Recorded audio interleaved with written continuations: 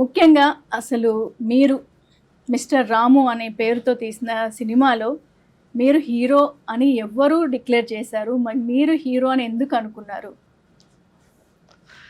అది నా dream madam. నేను హీరో కావాలనే ఒక కోరిక ఉంది మేడం. డ్రీమ్స్ ఉన్న వాళ్ళందరూ హీరోలు అవ్వాలి అంటే కొంచెం గ్లామర్ కూడా ఉండాలి కదా.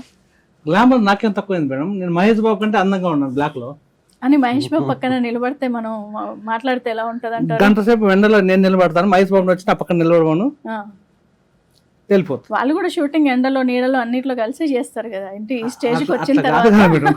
తర్వాత ఎట్లా అనుకుంటున్నారు మరి? ఎట్లా అనుకున్నారు అంటే మహేష్ బాబు కన్నా నాకేం తక్కువ లేదని హీరోగా అయిపోదామని చెప్పేసి ఇండస్ట్రీకి వచ్చేసారు, ఇండస్ట్రీ నేలేద్దామని. yes 100% madam.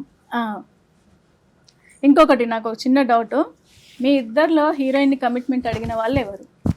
నో నా విషయం లేదు. అదే దట్స్ వైస్ హీరోయిన్ సైలెంట్గా ఉన్నారంటే మీరేనా అడిగింది? అలాంటి ఉద్దేశం ఏం లేదు మేడం మాకు. ఎలాంటి ఉద్దేశం అంటే ఎందుకు ఇంతసేపు సైలెంట్గా ఉన్నారు? తను తలూపేసింది, తను నాకేం సంబంధం లేదని చెప్పాడు, మీరు మాత్రమే గడ్డం పెట్టుకుంటూ అసలు ఈ విషయం చెప్పాలా వద్దా, అసలు వీళ్ళకి ఎట్లా తెలిసింది ఈ విషయము అని అనుకొని కాస్త సంకోచించారు అంటే మీ మీద ఎందుకు డౌట్ వస్తుంది మాకు. యాక్చువల్గా సినిమా చేయటం వరకే మేడం, వేరే విషయాలు అనేది మన దగ్గర ఏముండవు. ఇది వేరే విషయం, బయట నుంచి రాదు కదా, నిప్పు లేని పొగ రాదు కదా. మరి పొగ వచ్చిందంటే నిప్పు ఎక్కడో ఉన్నట్టే.